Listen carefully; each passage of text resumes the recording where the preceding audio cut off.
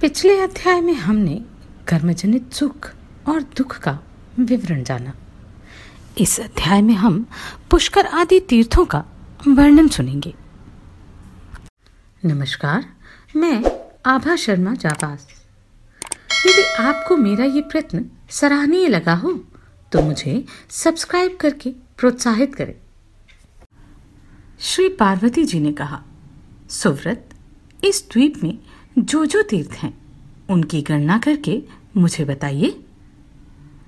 श्री महादेव जी बोले, सुरेश्वरी, इस द्वीप में सबके कलेशों का नाश करने वाले महान देवता भगवान केशव ही तीर्थ रूप से विराजमान हैं। देवी, अब मैं तुम्हारे लिए उन तीर्थों का वर्णन करता हूं। पहला पुष्कर तीर्थ है, जो सब तीर्थों में श्रेष्ठ और शुभकारक है। दूसरा क्षेत्र काशीपुरी है, जो मुक्ति प्रदान करने वाली है। तीसरा नैमिष क्षेत्र है, जिसे ऋषियों ने परम पावन माना है। चौथा प्रयाग तीर्थ है, जो सब तीर्थों में उत्तम माना गया है। पांचवा कामुक तीर्थ है, जिसकी उत्पत्ति गंधमादन पर्वत पर बताई गई है। छठा मानसरोवर तीर्थ है, जो देवताओं को भी अत्यंत रमणीय प्रतीत होता है। सातवां विश्वकाय तीर्थ है, उसकी स्थिति कल्याणमय अंबर पर्वत पर बताई गई है। आठवां गौतम नामक तीर्थ है, जिसकी स्थापना पूर्व काल में मंदराचल पर्वत पर हुई थी। नवा मधोत्कट और 10वां रथ चैत्रक तीर्थ है। 11वां कान्यकुब्ज तीर्थ है, जहां भगवान वामन विराज रहे हैं। 12वां मल्लेश तीर्थ है। इसके बाद कुब्जामृक, विश्वेश्वर, गिरिकर्ण, केदार और गतिदायक तीर्थ हैं। हिमालय के पृष्ठभाग में बाह्य तीर्थ, गोकर्ण में गौपक, हिमालय पर स्थानेश्वर, बिल्वक में बिल्वपत्रक, श्रीशैल में माधव तीर्थ, भद्रेश्वर में भद्र तीर्थ, वराह क्षेत्र में विजय तीर्थ, वैष्णवगिरी पर वैष्णव तीर्थ, रुद्रकोट में रुद्र तीर्थ, कालंजर पर्वत पर पितृतीर्थ, कंपिल में कंपिल तीर्थ, मुकुट में करकोटक, गंडकी में शालग्रामोद्भव तीर्थ है। नर्मदा में शिव तीर्थ, मायापुरी में विश्वरूप तीर्थ, उत्पलाक्ष में सहस्त्राक्ष तीर्थ, रैवतक पर्वत पर जात तीर्थ, गया में पितृतीर्थ और विष्णुपादोद्भव तीर्थ, विपाशा व्यास में विपाप, पुंड्र वर्धन में पाटल, सुपाश्व में नारायण, त्रिकूट में विष्णु मंदिर, विपुल में विपुल, मल्याचल में कल्याण, कोटि तीर्थ में कौरव, गंधमादन में सुगंध, कुब्जांग में त्रिसंध्य, गंगाद्वार में हरिप्रिय, विंध्य प्रदेश में शैल तीर्थ, बद्रिकाश्रम में शुभ सारस्वत तीर्थ, कालिंदी में कालरूप, सह पर्वत पर सहायक और चंद्र प्रदेश में चंद्र तीर्थ है। महाकाल में महेश्वर तीर्थ, विंध्य पर्वत की कंदरा में अभ्यत और अमृत नामक तीर्थ हैं। मंडप में विश्वरूप तीर्थ, ईश्वरपुर में स्वाहा तीर्थ, प्रचंडा में वैगलेय तीर्थ, अमरकंटक में चंडी तीर्थ, प्रभास क्षेत्र में सोमेश्वर तीर्थ, सरस्वती में पारावत तट पर देवमातृ तीर्थ, महापद्म में महालय तीर्थ, पयुष्णी में पिंगलेश्वर, सिंहिका तथा सौरव में रवि तीर्थ, कृतिका क्षेत्र में कार्तिक तीर्थ, शंकरगिरी पर शंकर तीर्थ, सुभद्रा और समुद्र के संगम पर दिव्य उत्पल तीर्थ, विष्णु पर्वत पर गणपति तीर्थ, जालंधर में विष्णुमुख तीर्थ, तार एवं विष्णु पर्वत पर तारक तीर्थ, देवदारू वन में पौंड्र तीर्थ, काश्मीर मंडल में पौषक तीर्थ, हिमालय पर भौम, हिम, तुष्टिक और पौष्टिक तीर्थ, मायापुर में कपाल मोचन तीर्थ, शंखोद्धार में शंखधारक देव पिंड में पिंडर, सिद्धि में वैखानस और अच्छोद सरोवर पर विष्णुकाम तीर्थ है, जो धर्म, अर्थ, काम और मोक्ष को देने वाला है। उत्तरकुल में औषधि तीर्थ, कुशद्वीप में कुशोदक तीर्थ, हेमकूट में मनमथ तीर्थ, कुमुद में सत्यवादन तीर्थ, वदंती में आश्मक तीर्थ, विंध्य पर्वत पर वैमात्रिक तीर्थ और चित्त में ब्रह्ममय तीर्थ है, जो सब तीर्थों में पावन माना गया है। सुंदरी, इन सब तीर्थों में उत्तम तीर्थ का वर्णन सुनो। भगवान विष्णु के नाम की समता करने वाले कोई तीर्थ ना तो हुआ है और ना होगा। भगवान केशव की कृपा से उनका नाम लेने मात्र से ब्रह्म हत्यारा, सुवर्ण चुराने वाला, बालघाती और गौहत्या करने वाला पुरुष भी पाप मुक्त हो जाता है। कलयुग में द्वारकापुरी परम रमणीय है और वहां के देवता भगवान श्री कृष्ण परम धन्य है। जो मनुष्य वहां जाकर उनका दर्शन करते हैं, उन्हें अविचल मुक्ति प्राप्त होती है। महादेवी, ऐसे परम धन्य देवता सर्वेश्वर प्रभु श्री विष्णु भगवान का मैं निरंतर चिंतन करता रहता हूँ। इस प्रकार यहाँ अनेक तीर्थों का नामोल्लेख किया गया है। जो इनका जप करता अथवा इन्हें सुनता है, वह सब पापों से मुक्त हो जाता है।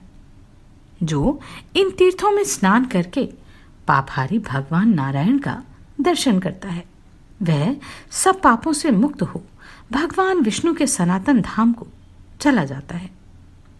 जगन्नाथपुरी महान तीर्थ है। वह सब लोगों को पवित्र करने वाली मानी गई है। जो श्रेष्ठ मानव वहां की यात्रा करते हैं, वे परम गति को प्राप्त होते हैं। जो श्राद्ध कर्म में इन परम पवित्र तीर्थों के नाम सुनता है, वह इस लोक में सुख भोग कर अंत में भगवान विष्णु के सनातन धाम को चला जाता है।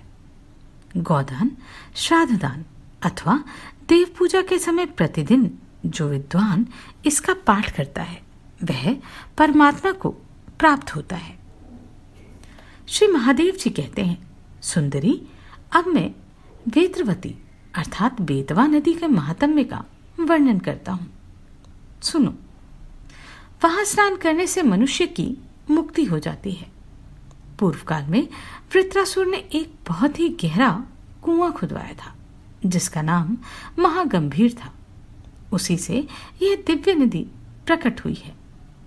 वेत्रवती नदी बड़े बड़े पाप की राशि का विनाश करती है।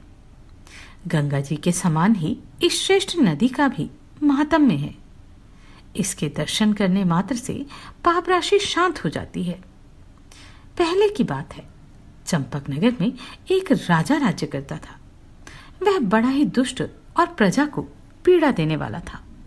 वह नीच अधर्म का मूर्तिमान स्वरूप था। निरंतर भगवान विष्णु की निंदा करता, देवताओं और ब्राह्मणों की घात में लगा रहता, आश्रमों को कलंकित किया करता था। वह मूर्ख, वेदों की निंदा में भी प्रवृत्त रहने वाला, निर्दयी, शठ, असत, शास्त्रों में अनुराग रखने वाला और पराई स्त्रियों को दूषित करने वाला था। उसका नाम विदारुण था। वह अत्यंत पापी था। महान पाप और ब्राह्मणों की निंदा करने के कारण राजा विदारुण कोढ़ी हो गया। एक दिन देवयोग से वह शिकार खेलता हुआ उस नदी के किनारे आ निकला। उस समय उसे बड़ी जोर की प्यास सता रही थी। घोड़े से उतरकर उसने नदी का जल पिया और पुनः अपनी राजधानी को लौट गया। उस जल के पीने मात्र से राजा की कोढ़ दूर हो गई, बुद्धि में निर्मलता आ गई। तब से उसके हृदय में भगवान विष्णु के प्रति भक्ति उत्पन्न हो गई। अब वह सदा ही समय समय पर वहां आकर स्नान करने लगा। इससे वह अत्यंत रूपवान और निर्मल हो गया। इस लोक में सुख भोगते हुए उसने अनेकों यज्ञ किए, ब्राह्मणों को दक्षिणा दी तथा अंत में श्री विष्णु के वैकुंठ धाम को प्राप्त किया।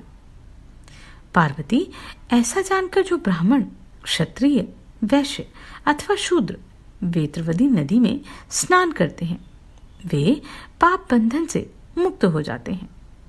कार्तिक, माघ अथवा वैशाख में जो लोग बारंबार वहां स्नान करते हैं वे भी कर्मों के बंधन से छुटकारा पा जाते हैं। ब्रह्म हत्या, गौ हत्या, बाल हत्या और वेद निंदा करने वाले पुरुष भी नदियों के संगम में स्नान करके पाप से मुक्त हो जाते हैं। जिस स्थान पर जिस नदी का साबरमती नदी के साथ संगम दिखाई दे वहां स्नान करने पर ब्रह्म हत्या भी पाप मुक्त हो जाता है। खेटक अर्थात खेड़ा नामक दिव्य नगर इस धरातल का स्वर्ग है। वहां बहुत से ब्राह्मणों ने अनेक प्रकार के योगों का साधन किया। वहां स्नान और भोजन करने से मनुष्य का पुनर्जन्म नहीं होता। पार्वती, कलयुग में वेत्रवती नदी दूसरी गंगा के समान मानी गई है। जो लोग सुख, धन और स्वर्ग चाहते हैं वे उस नदी में बारंबार स्नान करने से इस लोक में सुख भोग कर अंत में विष्णु के सनातन धाम को जाते हैं।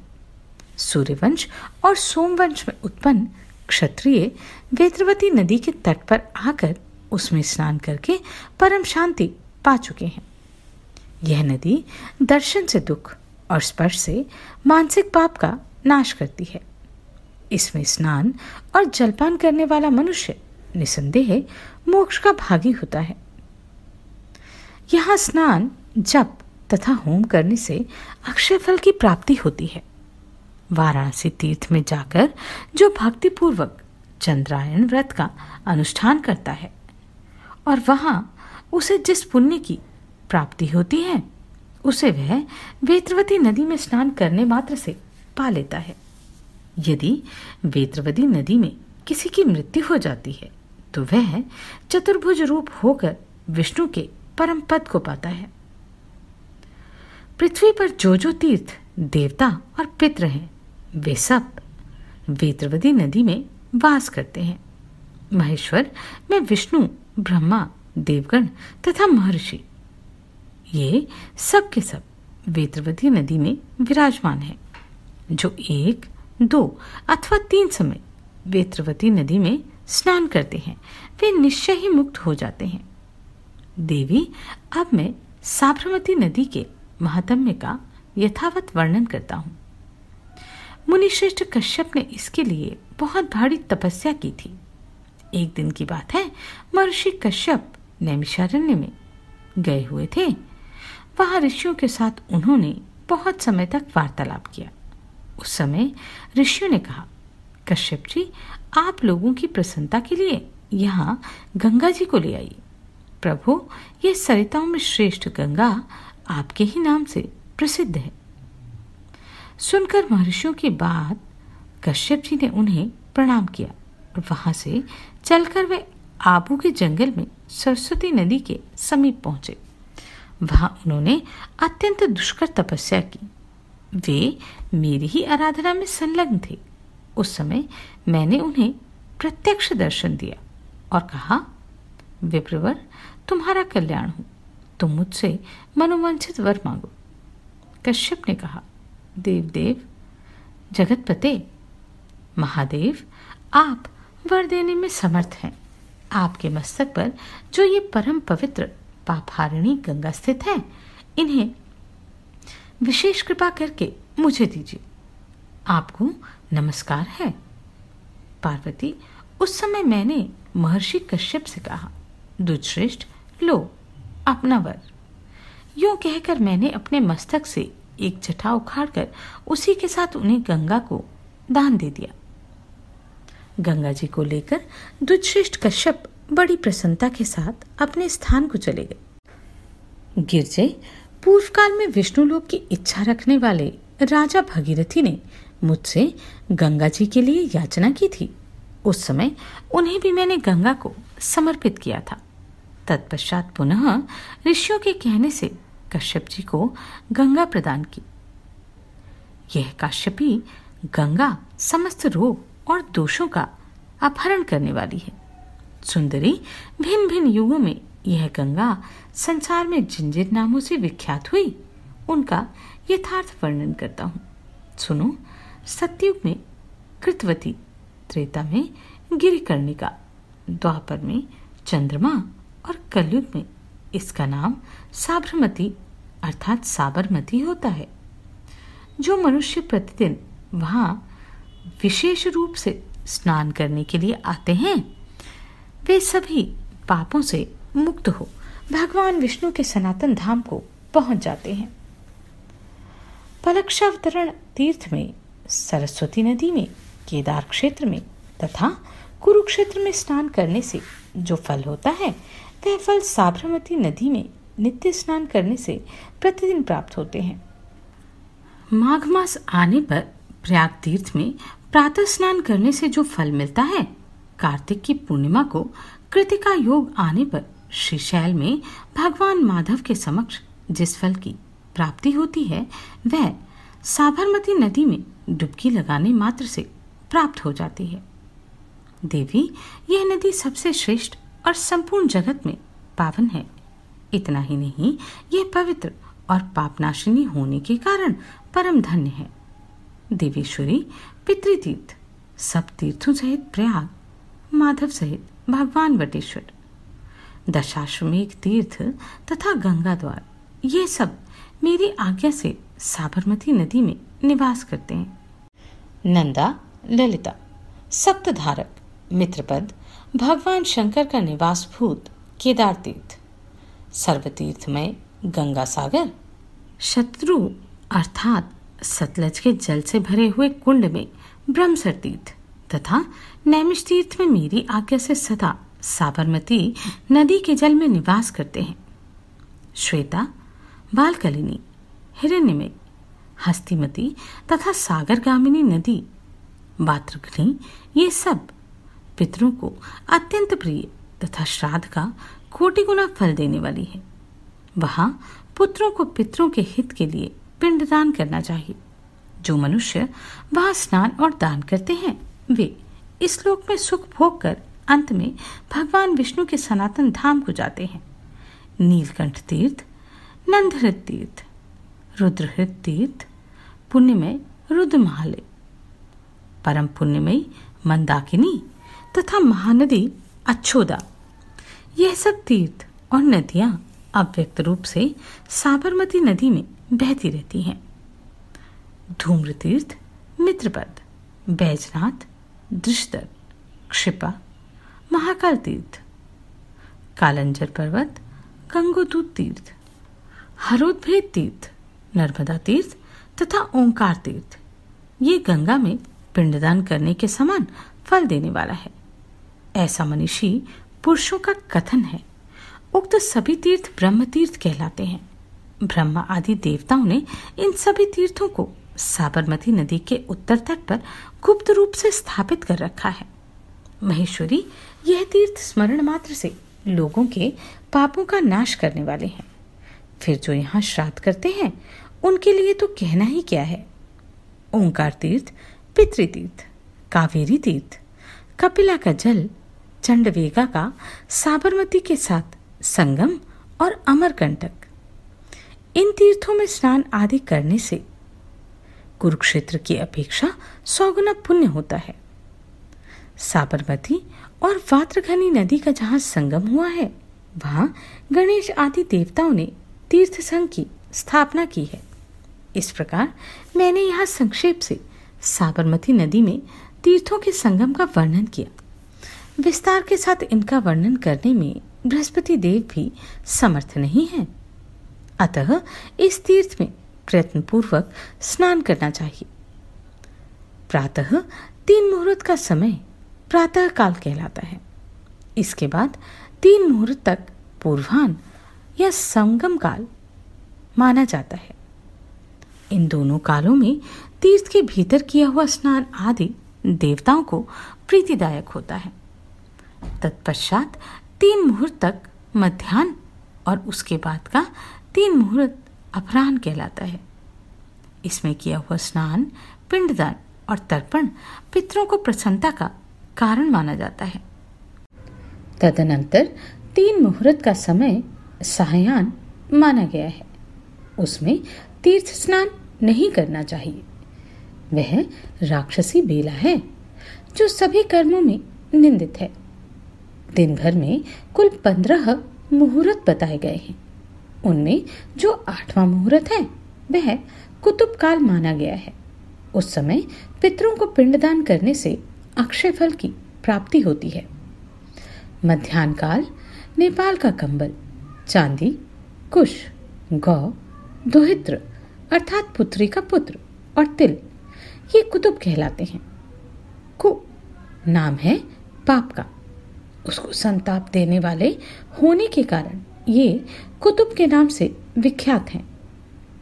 कुतुब मुहूर्त के बाद 4 मुहूर्त तक कुल 5 मुहूर्त का समय श्राद्ध के लिए उत्तम समय माना गया है। कुश और काले तिल श्राद्ध की रक्षा के लिए भगवान विष्णु के शरीर से प्रकट हुए हैं, ऐसा देवताओं का कथन है। तीर्थवासी पुरुष जल में खड़े हो हाथ में कुश लेकर तिल मिश्रित जल की अंजलि पितरों को दे। ऐसा करने से श्राद्ध में बाधा नहीं आती। पार्वती, इस प्रकार मैंने साबरमती नदी में नामोच्चारण पूर्वक तीर्थों का प्रवेश कराकर उसे महर्षि कश्यप को दिया था। कश्यप मेरे प्रिय भक्त हैं, इसलिए उन्हें मैंने ये पवित्र एवं पापनाशिनी गंगा प्रदान की थी। महाभागे, साबरमती के तट पर ब्रह्मचारी तीर्थ है। वहां उसी नाम से मैंने अपने को स्थापित कर रखा है। संपूर्ण जगत का हित करने के लिए मैं वहां ब्रह्मचारी नाम से निवास करता हूँ। साबरमती नदी के किनारे ब्रह्मचारी शिव के पास जाकर भक्त पुरुष यदि कलयुग में विशेष रूप से पूजा करे तो इस लोक में सुख भोग कर अंत में महान शिवधाम को प्राप्त होता है।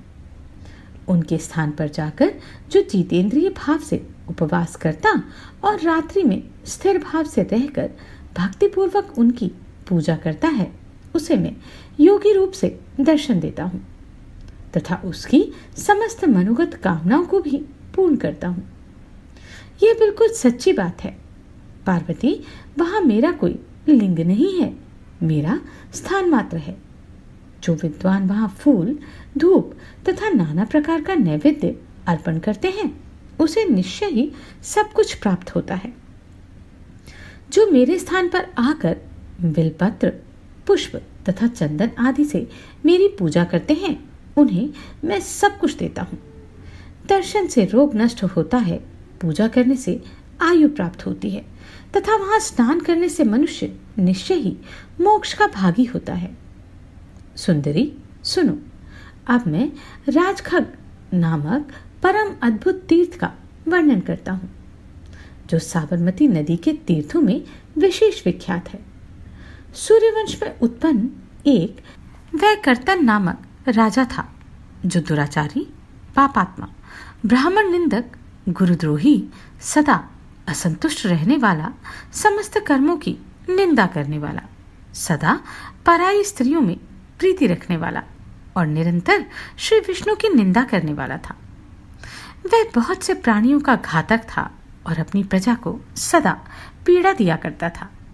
इस प्रकार दुष्टात्मा राजा वैकर्तन इस पृथ्वी पर राज्य करता था। कुछ काल के पश्चात देवयोग से अपने पाप के कारण वह कोढ़ी हो गया। अपने शरीर की दुर्दशा देखकर वह बार बार सोचने लगा, अब क्या करना चाहिए। यह निरंतर इसी चिंता में डूबा रहता था। एक दिन देवयोग से क्रीड़ा के लिए राजा वन में गया। वहां साबरमती नदी के तट पर पहुंचकर उसने उसमें स्नान किया और वहां का उत्तम जल पिया। इससे उसका शरीर दिव्य हो गया। पार्वती, जैसे सोने की प्रतिमा दैदीप्यमान दिखाई देती है, उसी प्रकार राजा वैकर्तन भी परम कांतिमान हो गया। उस दिव्य रूप को पाकर राजा ने कुछ काल तक राज्य भोग किया। इसके बाद वह परम पद को प्राप्त हुआ। तब से वह तीर्थ राजखड़क के नाम से सुप्रसिद्ध हो गया। जो लोग वहां स्नान और दान करते हैं वे इस लोक में सुख भोग कर भगवान विष्णु के सनातन धाम को प्राप्त होते हैं। उन्हें कभी रोग और शोक नहीं होता। जो प्रतिदिन राजखड़क तीर्थ में स्नान और श्रद्धा पूर्वक पितरों का तर्पण करते हैं वे मनुष्य इस पृथ्वी पर पुण्य कर्मा कहलाते हैं। ब्राह्मणों और बालकों की हत्या करने वाले पुरुष भी यदि वहां स्नान करते हैं तो वे पापों से रहित हो भगवान शिव के समीप जाते हैं। जो मनुष्य साबरमती नदी के तट पर नील वृक्ष का उत्सर्ग करेगा उसके पितृ प्रलय काल तक तृप्त रहेंगे। राजखंड तीर्थ का यह दिव्य उपाख्यान जो सुनते हैं उन्हें कभी भय नहीं प्राप्त होता। इसके सुनने और पढ़ने से समस्त रोग और दोष शांत हो जाते हैं।